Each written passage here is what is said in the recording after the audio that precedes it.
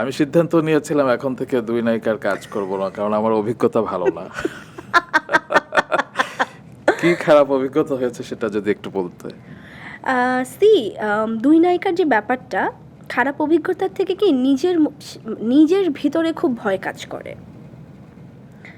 এই যে তুমি একটু আগে একটা এক্সাম্পল দিয়েছো আমাকে, কোনটা? যে জঙ্গলি? আরেকটু বেশি হলেও আমাকে দেখানো যেতে পারতো। এখানে আমি তো কারো দোষ দিচ্ছি না, কোনো নায়িকারও দোষ না, বাট জিনিসটা কি তখন মনে হয় যে হ্যাঁ আমি আরেকটু হতে পারতাম, এই জিনিসটা হতে পারতাম।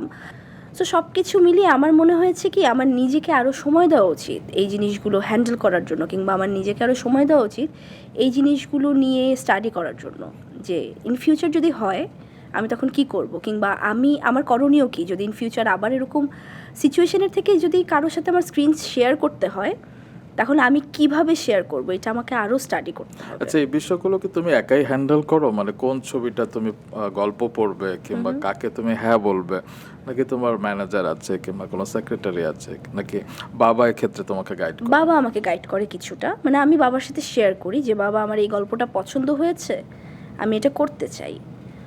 তো বাবা আমাকে কখনো না করে না, এবং বাবা আমাকে জিজ্ঞাসাও করে না তুমি কি কাজ করছো, মানে বাবা আমার উপর পুরোটাই ছেড়ে দেয়। কিন্তু যখন আমি বাবার সাথে শেয়ার করি তখন আমাকে বাবা গাইড করে, কিংবা তখন কিছু উপদেশ দেয় যে ঠিক আছে এটা করো, এটা এভাবে বলে নিবে, এই স্ক্রিপ্টের এই জায়গাটা একটু বলে নিবে, এটা একটু শুনে নিবে, কিংবা এইটা একটু চেঞ্জ করতে বলবে, এই উপদেশগুলো দিয়ে থাকে, যার জন্য তার সাথে আমি শেয়ার করি।